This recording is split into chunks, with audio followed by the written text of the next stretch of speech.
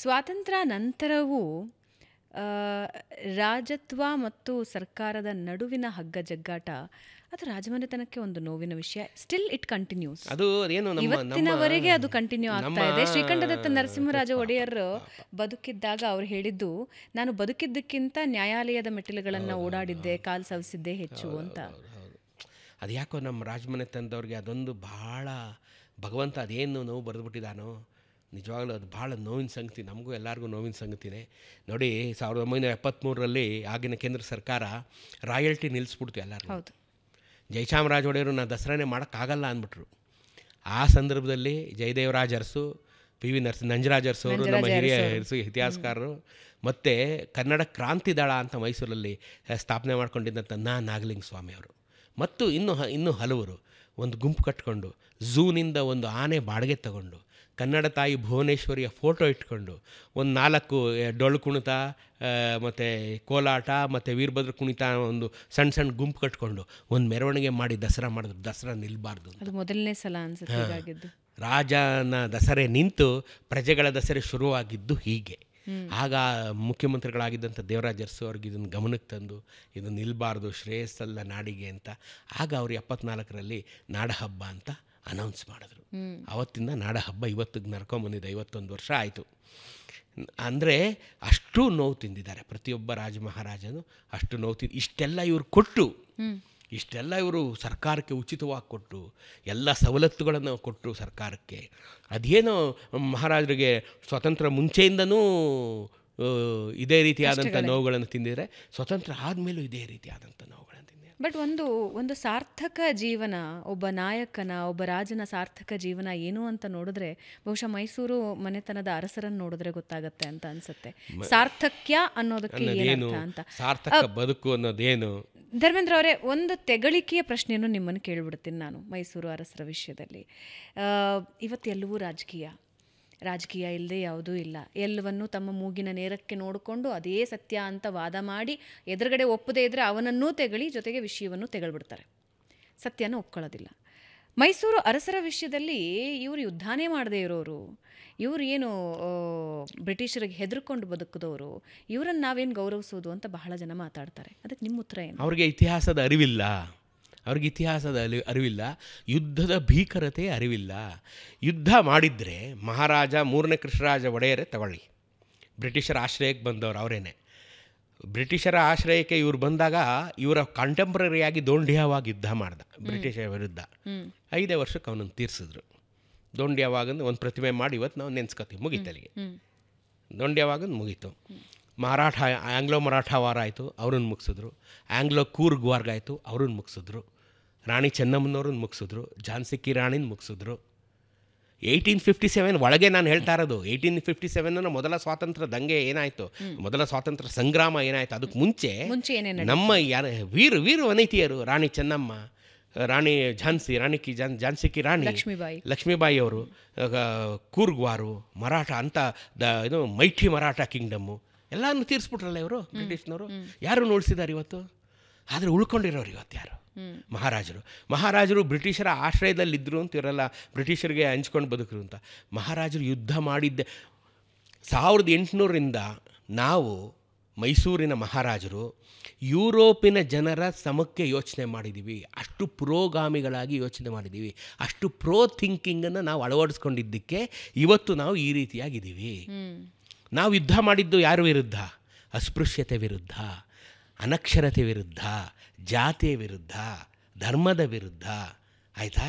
ಇದೆಲ್ಲ ಎಲ್ಲಿ ಈ ಸೊಸೈಟಿಯಲ್ಲಿದ್ದಂಥ ಶಾಪಗಳಿವೆಲ್ಲ, ಅದರ ವಿರುದ್ಧ ಮಹಾರಾಜರು ಯುದ್ಧ ಮಾಡಿದ್ರು. ಆಸ್ಪತ್ರೆಗಳನ್ನು ಕಟ್ಟಿದ್ರು, ಶಾಲೆಗಳನ್ನು ತೆರೆದ್ರು, ಜಾತಿಗಳನ್ನೆಲ್ಲವನ್ನು ಬೇಡ ಇದನ್ನೆಲ್ಲ ಅಂಥೇಳಿ ಎಲ್ಲರಿಗೂ ಶಾಲೆಯನ್ನು ತೆರೆದ್ರು, ಎಲ್ಲರಿಗೂ ಹಾಸ್ಟೆಲನ್ನು ಮಾಡಿದ್ರು, ಕುಡಿಯುವ ನೀರು ಕೊಟ್ಟರು. ಇದು ಇವ್ರು ಮಾಡಿದಂಥ ಯುದ್ಧ. ಯುದ್ಧ ಅಂದರೆ ನೇರವಾಗೇ ಮಾಡಬೇಕು ಅಂತೇನಿಲ್ಲ. ಇದರಲ್ಲಿ ಇವರು ಬ್ರಿಟಿಷರನ್ನು ಸೋಲಿಸಿದ್ರು. ಬ್ರಿಟಿಷರು ಇವ್ರ ಮುಂದೆ ತಲೆ ಬಾಗಿದ್ರು, ಬ್ರಿಟಿಷರ ಜೊತೆ ಕೈ ಜೋಡಿಸಿ ಇಷ್ಟೆಲ್ಲ ನಮಗೆ ಕೆಲಸ ಮಾಡಿಕೊಟ್ರು ಬ್ರಿಟಿಷರು ಅಲ್ವೇ? ನಾವು ಈ ಥರ ಮಾಡದೇ ಇದ್ದಿದ್ರೆ ಇವತ್ತು ಎಲ್ಲಿರ್ತಿತ್ತು ಮೈಸೂರು ಸಂಸ್ಥಾನ? ಎಲ್ಲಿರ್ತಾ ಇತ್ತು? ಮೈಸೂರಿನ ಜನತೆ ಕಥೆ ಏನಾಗ್ತಿತ್ತು? ಏನು ನಾವ್ಯಾರು ಅಡ್ರೆಸ್ಗೆ ಇರ್ತಾ ಇರಲಿಲ್ಲ, ಯಾರೊಬ್ಬನೂ ಇರ್ತಾ ಇರಲಿಲ್ಲ ಇಲ್ಲಿ. ಆಯಿತು, ಒಂದು ಮಾತು ತಗೊಳ್ಳಿ, ಮೈಸೂರು ಮಹಾರಾಜರು ಬ್ರಿಟಿಷರ ವಿರುದ್ಧ ಯುದ್ಧ ಮಾಡಲಿಲ್ಲ. ಹೈದರಾಬಾದ್ ನಿಜಾಮ್ರ ಏನಾದ್ರು ಯುದ್ಧ ಮಾಡಿದ್ರೆ ಹ್ಮ್ ಹ್ಮ್ ಹ್ಮ್ ಮಾಡಿಲ್ಲ ತಾನೇ. ಹೈದರಾಬಾದ್ ಕರ್ನಾಟಕ ಯಾಕೆ ಹಂಗಿದೆ? ಇನ್ನು ಸ್ವತಂತ್ರ ಬಂದು 70 ವರ್ಷಗಳಾಗಿದೆಯಲ್ಲ, ಯಾಕಿನ್ನು ನಾವು ನಮ್ಮದೇ ಸೋದರರಲ್ಲೂ ಹೈದರಾಬಾದ್ ಕರ್ನಾಟಕದವರು ಯಾಕಿನ್ನು ಮೂಲಭೂತ ಸೌಕರ್ಯವೇ ಇನ್ನೂ ತಲುಪದೇ ಇರೋವಂಥ ಸ್ಥಿತಿನಲ್ಲಿ ಯಾಕಿದ್ದಾರೆ ಅವರಿನ್ನ? ಸ್ವತಂತ್ರ ಬಂದು 70 ವರ್ಷ ಆಗಿದೆಯಲ್ಲ, ಆಗಿದೆ ತಾನೇ. ಎಲ್ಲ ಥರ ಸರ್ಕಾರನೂ ನಾವು ನೋಡಾಯ್ತಲ್ಲ, ಯಾಕೆ ಅಲ್ಲಿ ನಾವು ವೈ ವಿ ಫೇಲ್ಡ್? ಯಾಕೆ ಹೈದರಾಬಾದ್ ಕರ್ನಾಟಕದ ಜನಪ್ರತಿನಿಧಿಗಳು ಬೆಂಗಳೂರಿಗೆ ಬಂದು ಮನೆ ಮಾಡ್ಕೋತಾರೆ? ಅವ್ರನ್ನ ಅವ್ರು ಚೆಂದ ಕಾಣಿಸ್ಕೊಳಕ್ಕೆ ಆಗ್ತಾ ಇಲ್ವಲ್ಲ, ಯಾಕೆ ಅಲ್ವಾ? 700 ವರ್ಷಗಳ ಆಡಳಿತ ಅಲ್ಲಿ ಬಹುಮನಿ ಸುಲ್ತಾನರು, ಅಲ್ಲಿ ಆದಿಲ್ ಶಾಹಿಗಳು, ಹೈದರಾಬಾದಿನ ನಿಜಾಮರು ಯಾರು ಮತ್ತೆ ಆಯಿತು, ಇವರೆಲ್ಲ ಬ್ರಿಟಿಷರ ಜೊತೆಗೆ ಸೇರ್ಕೊಂಡ್ರಲ್ಲಪ್ಪ. ಮತ್ತೇನು ಮಾಡಿದ್ರು ಅವರು? ಇಲ್ಲ ಯುದ್ಧ ಮಾಡಿ ಹುತಾತ್ಮರಾಗಿದ್ರು ಆಯಿತು, ಯುದ್ಧನೂ ಮಾಡಲಿಲ್ಲ, ಜನೋಪಕಾರವನ್ನು ಮಾಡಲಿಲ್ಲ ಅಲ್ವಾ? ಜನೋಪಕಾರ ಅಂತ ಯಾರಾದರೂ ಮಾಡಿದರೆ ಅದು ನಾವು ಮೈಸೂರು ಮಹಾರಾಜರು ಮಾತ್ರವೇ. ನಿಮ್ಗೆ ಇನ್ನೊಂದು ವಿಶೇಷ ಹೇಳ್ತೀನಿ ಕೇಳಿ. ಮೈಸೂರು ಭಾಗದ ಜನ ಮಾತ್ರವೇ, ನಾವು ಮಾತ್ರವೇ ನಮ್ಮ ಮುಂದೆ ಅಥವಾ ಹಿಂದೆ ಜಾತಿ ಸೂಚಕ, ಧರ್ಮ ಸೂಚಕ ಅಥವಾ ಫ್ಯಾಮಿಲಿ ಸೂಚಕ, ಹುದ್ದೆ ಸೂಚಕ ನಾಮಾಂಕಿತಗಳನ್ನು ಹಾಕ್ಕೊಳ್ದೇ ಇರೋರು ನಾವೇ. ನನ್ನ ಹೆಸರು ಧರ್ಮೇಂದ್ರ ಕುಮಾರ್ ಅಷ್ಟೇ. You cannot find my cash by my name. This only in Bengaluru, Mysuru, Chitradurga, Davanagere, Chikkamagaluru, Hassan, Tumakuru, Kolar, Shivamogga, ಇಲ್ಲಿ ಮಾತ್ರನೇ ಇದು. ಈಗ ಪುನಃ ಶುರುವಾಗೋಗಿದೆ. ಈಗೆಲ್ಲ ನಾವು ವಾಪಸ್ ಹೊಟ್ಟೋಗ್ತಾ ಇದ್ದೀವಿ. ಈಗ ಅದನ್ನ ಇಟ್ಕೊಂಡಿಲ್ಲ ಅಂದರೆ ತಪ್ಪು ಅನ್ನೋಂಗಾಗಿದೆ. ನನಗೆ ಈಗ ನಾಳೆಗೆ 60 ವರ್ಷ ಆಗುತ್ತೆ. ನಮ್ಮ ತಾಯಿ 60 ವರ್ಷಗಳ ಕೆಳಗೆ ನನ್ನ ಹೆಸರನ್ನ ಧರ್ಮೇಂದ್ರ ಅಂತ ಹೇಳಬೇಕಾದ್ರೆ ನಮ್ಮ ತಾಯಿಯ ಮೆಚುರಿಟಿ ಯಾವ ಲೆವೆಲಲ್ಲಿತ್ತು? Just think. ಧರ್ಮೇಂದ್ರ, ಹೇಮಂತ, ಅರವಿಂದ, ಶ್ರೀನಾಥ, ಅರುಣ ಅಷ್ಟೇ ಹೆಸರು. ನಾವು ಮೀರಿ ಬದುಕಿದ್ವಿ, ಜಾತಿ ಧರ್ಮಗಳನ್ನು ಮೀರಿ ನಾವು. ಯಾಕೆ? ಇನ್ಫ್ಲೂಯೆನ್ಸ್ ಆಫ್ ಮಹಾರಾಜರು ನಮ್ಮನ್ನು ಹಾಗೇ ಬೆಳೆಸಿದ್ರು. ಮಹಾರಾಜರು ಪಂಚಮರಿಗಾಗಿ ಶಾಲೆ ಅಂತ ತೆಗೆದ್ರು. ಯಾಕೆಂತಂದರೆ ಈ ಶಾಲೆಗಳಿಗೆ ಅವ್ರನ್ನ ಸೇರಿಸ್ತಾ ಇರಲಿಲ್ಲ, ಅಸ್ಪೃಶ್ಯರು ಅಂದ್ಬಿಡ್ತಾಯಿದ್ರು. ಆಯ್ತೇನೋ ನಿಮ್ಮನ್ನು ಸೇರಿಸಲ್ಲ, ನಿಮಗೆ ಬೇರೆ ಸ್ಕೂಲ್ ತೆಗಿತೀನಿ ಅಂತ ಕಟ್ಟಿದ್ರು. ಆ ಸ್ಕೂಲ್ಗೆ ಹೋಗಕ್ಕೆ ಯಾರೂ ತಯಾರೇ ಇರಲಿಲ್ಲ. ತಲಕಾಡಿನ ರಂಗೇಗೌಡರು ಮೊದಲನೇದಾಗಿ ನಾನು ಪಾಠ ಮಾಡ್ತೀನಿ ಅಂತ ಹೋದರು.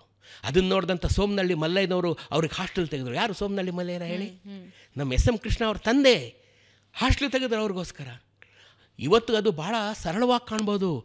ಪ್ರೀ ಇಂಡಿಪೆಂಡೆನ್ಸ್ ಪೀರಿಯಡಲ್ಲೇ ದೊಡ್ಡ ಕ್ರಾಂತಿಕಾರಿ ವಿಚಾರ ಅದು. ಒಬ್ಬ ಮೇಲ್ಜಾತಿಯವನು ಒಬ್ಬ ಕೆಳಜಾತಿಯವನನ್ನು ಹಾಸ್ಟೆಲ್ ಮಾಡಿ ಸೇರಿಸ್ಕೊಂಡ ಅನ್ನೋವಂಥದ್ದು ಬಹಳ ದೊಡ್ಡ ಕ್ರಾಂತಿ. ಬಾವಿಯಲ್ಲಿ ಒಂದು ಕೊಡ ನೀರೇ ಕೊಡದೇ ಇರೋಂಥ ಕಾಲದ ಭಾಳ ದೊಡ್ಡ ಕ್ರಾಂತಿ. ಸೋಮನಹಳ್ಳಿ ಮಲ್ಲಯ್ಯನವರು ನಮ್ಮ ಕಾಲದ ಪ್ರಾತಸ್ಮರಣೀಯರು, ತಲಕಾರ ರಂಗೇಗೌಡರು ನಮ್ಮ ಕಾಲದ ಪ್ರಾತಸ್ಮರಣೀಯರು. ಇವರೆಲ್ಲ ಯಾರ ಇನ್ಫ್ಲೂಯೆನ್ಸ್? ಇವರೆಲ್ಲ ಮಹಾರಾಜರ ಇನ್ಫ್ಲೂಯೆನ್ಸ್. ನಾವೆಲ್ಲ ಎಲ್ಲವನ್ನು ಮೀರಿ, ಜಾತಿ ಧರ್ಮಗಳನ್ನು ಮೀರಿ ಮಾನವತೆಯನ್ನು ಸಾರದಂಥವ್ರು ಮೈಸೂರು ಜನ, ಮೈಸೂರು ಸಂಸ್ಥಾನದ ಜನ ನಾವೆಲ್ಲ. ಅದಕ್ಕೆ ಜಾತಿ ಸೂಚಕ ಯಾವ ಸೂಚಕನೂ ಇಟ್ಕೊಳ್ಳಿಲ್ಲ ನಾವು. ಯಾವ Patil, BA Patil, MB Patil, BS Patil, AB Patil, ಯಾವ ಪಾಟೀಲೂ ಇಲ್ಲ ನಾವು. ಮಿಶ್ರಾ, ಪಾಂಡೆ ಯಾವುದೂ ಇಲ್ಲ ನಾವು ಅಲ್ವಾ? ನೀವು ಈ ಭಾರತದಲ್ಲಿ ಎಲ್ಲ ಕಡೆಯೂ ನೋಡಿ ಅವ್ರನ್ನ ಅವ್ರ ಸರ್ನೇಮಲ್ಲೇ ಕರೆಯೋದು, ನಿಜವಾದ ಹೆಸರನ್ನು ಕರೆಯೋದೇ ಇಲ್ಲ. ಹೌದಾ? ಕರಿತೀವ ನಾವು? ಇಲ್ಲ ತಾನೇ. ಅವ್ರನ್ನ ಪಾಟೀಲ್ರೇ ಅಂತೀವಿ, ಇಲ್ಲ ಪಾಂಡೆ ಅಂತೀವಿ, ಇಲ್ಲ ಮಿಶ್ರಾ ಅಂತೀವಿ ಅಲ್ವಾ?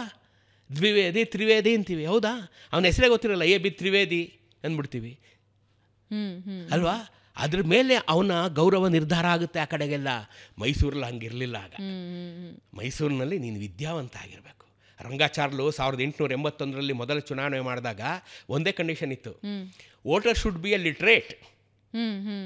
Voter should be A literate ಅಷ್ಟೇ, ಸಿಂಪಲ್. ಅವನು ಶಿಕ್ಷಣ ಹೊಂದಿರಬೇಕು. ಅಂದರೆ ಹಂಗಾದ್ರೂ ಜನ ಓದ್ಲಿ. ನೋಡ್ರಿ, ನಮ್ಮ ಮಹಾರಾಜರು ಎಷ್ಟೆಲ್ಲ ತಲೆ